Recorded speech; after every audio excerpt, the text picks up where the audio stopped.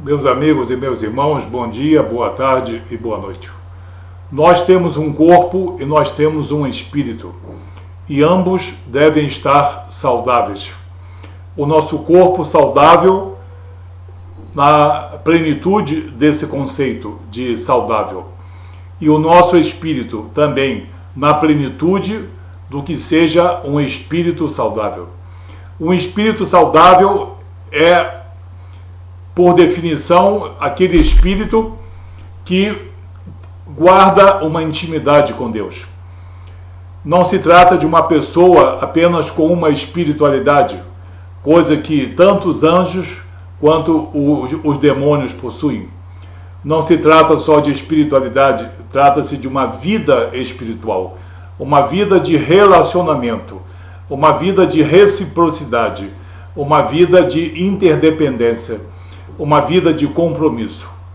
O espírito saudável é o espírito do homem e da mulher cristão, que no caso atende a todos aqueles requisitos, pelo menos os requisitos mínimos exigidos por Deus na obra redentora de Jesus. Mas nós temos enfermidades do corpo, como nós temos enfermidades do espírito. E são várias as enfermidades do espírito. Não são apenas a falta de amor, não são apenas a falta de comunhão, a falta de mansidão, a falta de fraternidade. Existem outro nível de erro do espírito, que leva o espírito a enfermar. Eu vou dar aqui, eu escolhi nas Escrituras 5 exemplos de enfermidades comuns que afetam muitas pessoas, afetam os seus espíritos, mesmo que elas estejam muito bem na parte física, na parte social, até na parte emocional, elas espiritualmente estão adoentadas. Elas precisam buscar socorro médico nas Escrituras Sagradas e no Espírito Santo de Deus. O primeiro exemplo que eu separei aqui de um espírito enfermo é negar as Escrituras Sagradas. Isso é bastante frequente, nós vemos isso todos os dias nas nossas atividades. Vemos como as pessoas deturpam as Escrituras Sagradas, delas desdenham, ou apenas escarnecem, ou apenas abandonam as Escrituras como regra de fé. E pensam que com isso, com outros evangelhos, em um outro espírito, confeccionando um outro Jesus, elas vão conseguir os mesmos objetivos. Não vão. Vão caminhar no erro e vão descer ao abismo. Negar as Escrituras é o primeiro erro, é a primeira enfermidade que nós temos para o espírito. No Evangelho de João, capítulo 17, versículo 17, Jesus nos diz como as Escrituras são saudáveis. Ele diz na sua oração sacerdotal: Pai, santifica-os na verdade, a tua palavra é a verdade. Jesus está dando crédito às Escrituras Sagradas.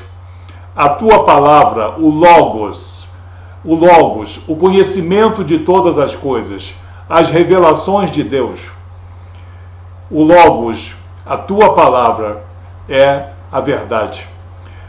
A verdade que nos traz a paz, a verdade que nos reconcilia com Deus, a verdade que nos concede o Espírito Santo, a verdade que nos concede a vida eterna, a verdade que, no caso, anula a nossa natureza pecaminosa, no caso, anulando os nossos pecados. Isso, palavra de Jesus. E também no Evangelho de Mateus, capítulo 22, versículo 29, ele diz uma coisa muito importante que também confirma a credibilidade das Escrituras Sagradas. Ele diz: errais, não conhecendo as Escrituras, nem o poder de Deus. Errais não não conhecendo as Escrituras. Grafa. Grafa é aquilo que está escrito, é aquilo que foi escrito nos livros, nos pergaminhos. Então, Jesus, com essas duas passagens, está dando total e absoluta credibilidade às Escrituras Sagradas. E nós vamos ver no decorrer desse vídeo que essa credibilidade ainda tem outras passagens.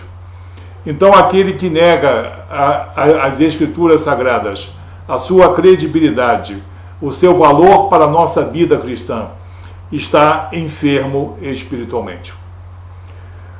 O segundo exemplo é o exemplo da idolatria. Outra enfermidade grave espiritual que afasta o homem e a mulher de Deus. Idolatria não se trata de uma opção ou de um ponto de vista. Não se trata senão de uma prática que é contrária aos ensinamentos de Jesus. Prostrar-se perante uma imagem de gesso, porcelana ou bronze, imagem esculpida ou imagem fundida, com qualquer finalidade, com qualquer disposição de coração, é a prática da idolatria. E essa prática, onde as pessoas colocam a sua vida, a sua fé, a sua saúde, ou a vida mesmo de um ente querido, em uma imagem que não tem nenhum espírito, somente o espírito do engano. O espírito do engano, esse está presente em toda a imagem de escultura e toda a imagem de fundição. Porque o único espírito que deve ser louvado, que deve ser adorado, é o Espírito do Deus Santo de Israel, em nosso Senhor e Salvador Jesus Cristo. E assim mesmo precisamos adorá-lo em espírito e em verdade, não nenhuma imagem confeccionada parecendo ter ali o Espírito de nosso Senhor Jesus Cristo. Essa repreensão séria à idolatria e que denota uma enfermidade do espírito está muito bem descrita no livro do profeta Isaías, no capítulo 42, em 2 versículos, no versículo 8 e no versículo 17. O que diz o versículo 8? Deus falando por intermédio do profeta Isaías diz: Eu sou o Senhor, este é o meu nome, a minha glória, pois, a outrem não darei, nem o meu louvor às imagens de escultura. Então, ele está dizendo: a minha honra e a minha glória eu não divido com ninguém, muito menos imagens de escultura. E no versículo 17, ele confirmando, diz: tornarão atrás e confundir-se-ão de vergonha os que confiam em imagens de escultura e dizem a tais imagens: vós sois nossos deuses. Mas as pessoas dizem: vós sois nossos deuses, dizem caladas, com a disposição ruim de seus espíritos e de seus corações, depositando nessas imagens um poder que elas não têm, uma credibilidade que elas não têm, um espírito que elas não têm, considerando elas verdadeiramente como deuses que possam tomar lugar do Deus Santo de Israel. Em terceiro lugar, temos a negação do Cordeiro Perfeito de Deus. A negação do Cordeiro Perfeito de Deus. Esse é o terceiro exemplo de uma das mais sérias enfermidades espirituais. Jesus Cristo é o Cordeiro Santo de Deus. Cordeiro Santo significa imolação, significa sacrifício, significa holocausto perfeito e perpétuo, proporcionado por Deus, não dentro de uma pressuposta ideação humana, mas Jesus Cristo é o Cordeiro perfeito de Deus. E muitos negam isso e muitos se voltam contra essa verdade absoluta de Deus e contida nas Escrituras Sagradas. O próprio Jesus, no Evangelho de Marcos, capítulo 10, versículo 45, afirma: e o Filho do Homem não veio para ser servido, mas para servir e entregar a sua vida em resgate de muitos, e dar a sua vida em resgate de muitos. Entrega, morte por entrega, morte voluntária. E o apóstolo João, na sua epístola, em 1 João, capítulo 4, versículo 10, afirma: nisto consiste o amor, não em que nós tenhamos amado a Deus, mas porque Ele nos amou e nos entregou o seu Filho amado Jesus Cristo, como propiciação pelos nossos pecados, como holocausto pelos nossos pecados. Então, o espírito sadio entende o Cordeiro perfeito de Deus, mas o espírito enfermado nega a condição de Jesus Cristo como Cordeiro perfeito de Deus. Como quarto exemplo, nós temos a negação do Espírito Santo de Deus. Esse é um dos mais graves e mais comuns, e as pessoas cometem esse erro contra o Espírito Santo de Deus, na maior tranquilidade, pensando que estão apenas manifestando um direito de crer ou um direito de não crer. Isso pode ser muito bonito e muito válido ao rés do chão, ao parecer dos homens, mas não ao parecer de Deus. Todo aquele que nega o Espírito Santo de Deus, nega uma pessoa celestial, a terceira pessoa da Triunidade Santa, a promessa de Deus Pai e a promessa de Deus Filho.